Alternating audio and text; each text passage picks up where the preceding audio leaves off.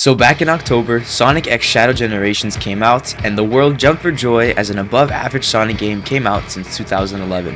For those who don't know, Sonic pulled a Mario 3D World plus Bowser's Fury and re-released an old game with a new little one bundled in to warrant the price. That new little game is Shadow Generations.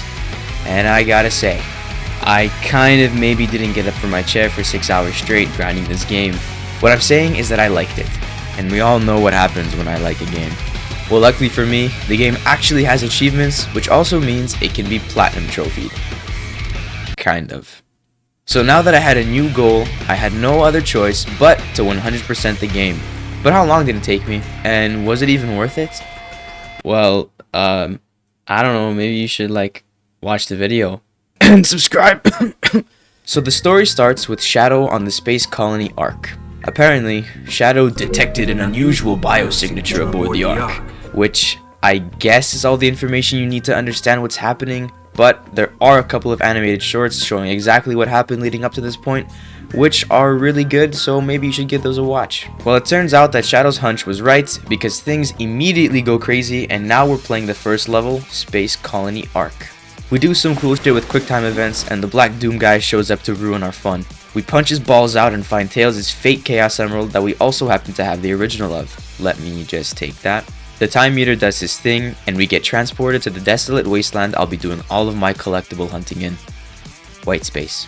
Since there isn't anything else to do, I play the second act of the arc, and Shadow has wings now. Cool.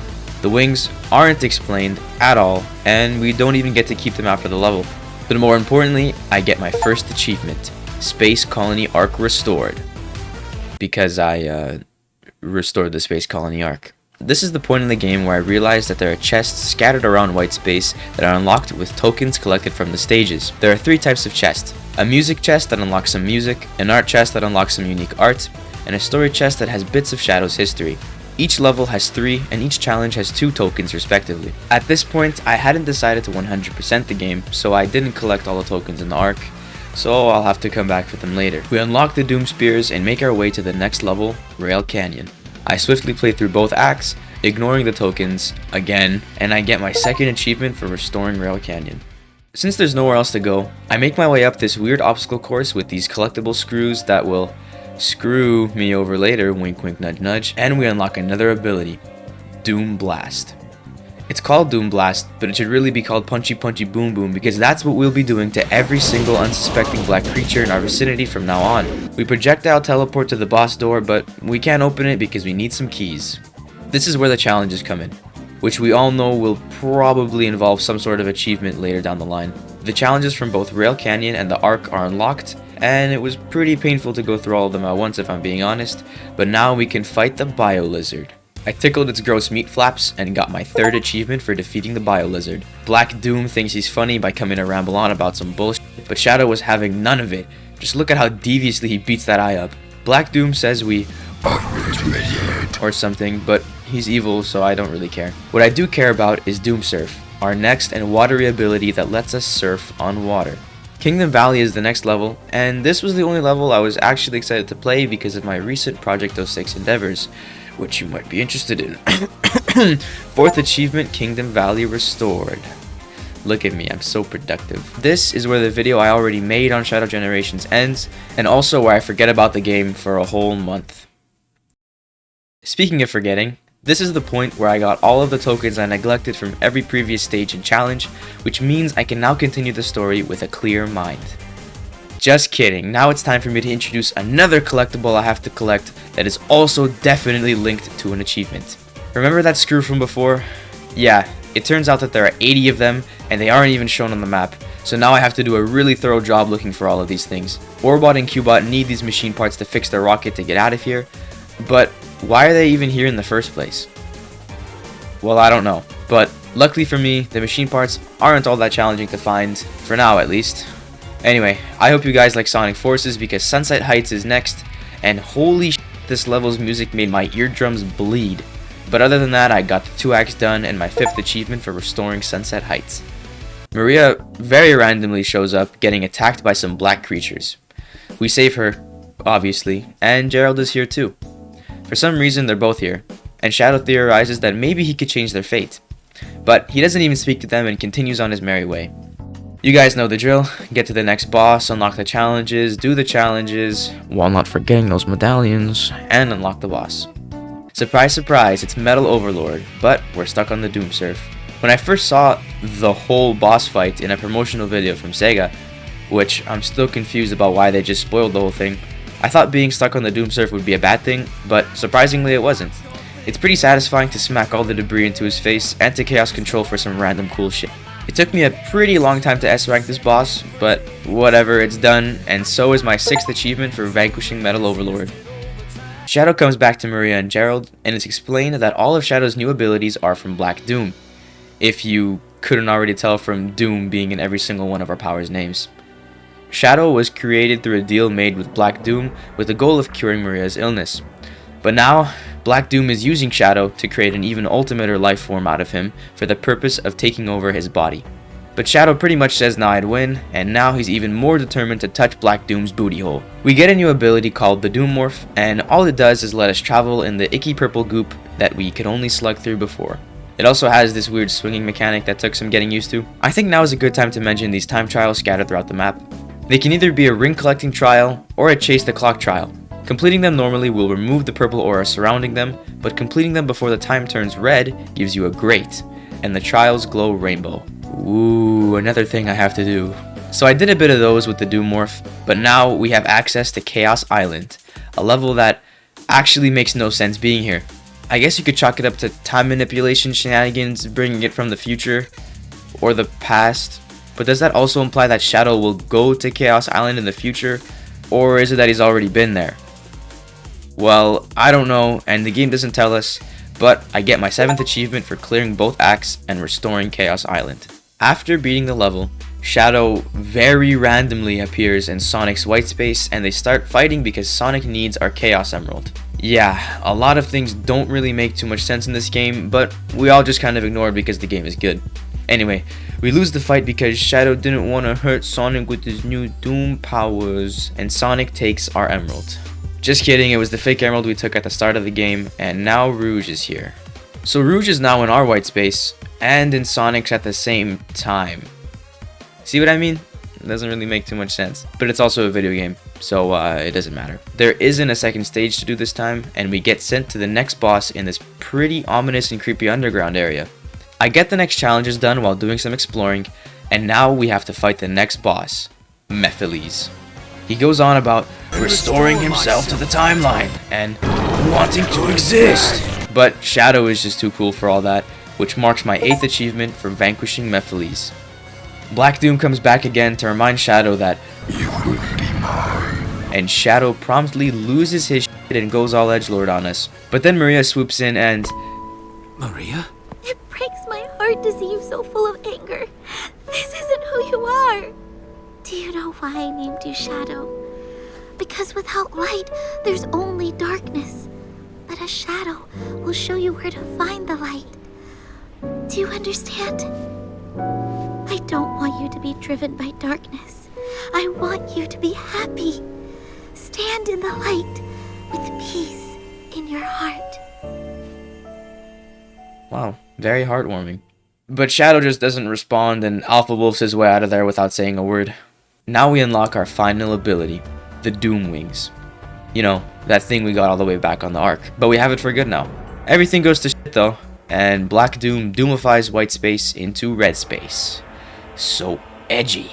We fly back to Maria and Gerald as Black Doom tells us to come and get him, but Shadow goes, some sort of super form, I guess, because now he's glowing yellow. He reassures Maria that he isn't giving in to his destructive anger anymore, and to keep on fighting for her wish to make everyone happy. Look at that smile, what a cutie.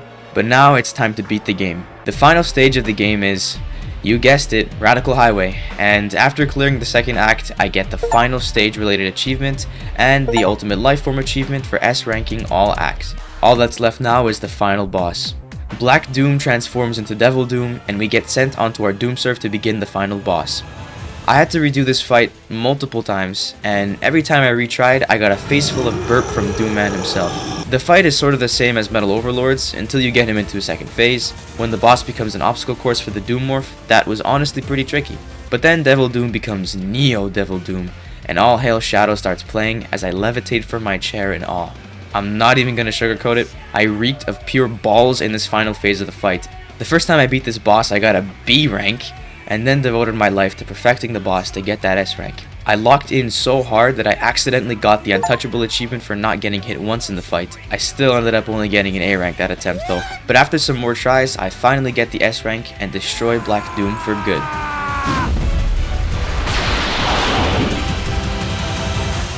Shadow.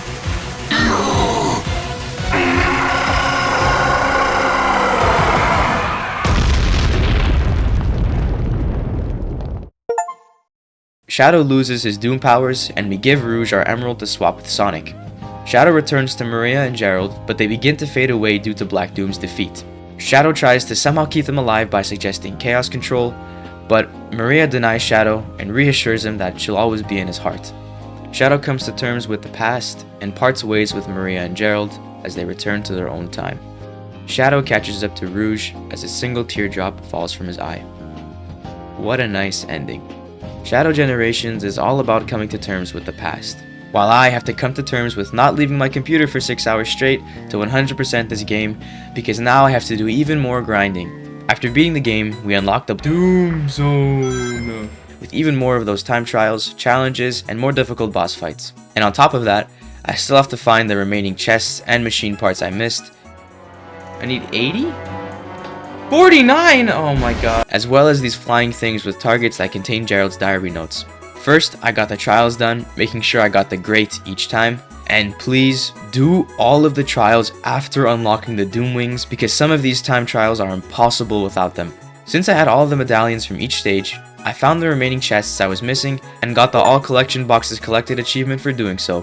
For anybody trying to 100% the game, 2 of the chests only appear in the Doom dimension, so just keep that in mind. Next, I got the extra challenges in the Doom world done, Oh my god. which were only time consuming and nothing else, especially since they don't even have any medallions to collect. But I get a mission accomplished achievement for doing all the challenges, leaving me with only 2 more achievements to obtain. Next, I went through the hard mode of each boss, and it gave me some trouble. But I can tell you for sure that my butt was sitting very nicely on my chair because I've been sitting down for 5 hours at this point. I learned a lot about each boss, like this combo you can hit on Mephiles before launching him away, and how to finish Metal Overlord's first phase as soon as possible.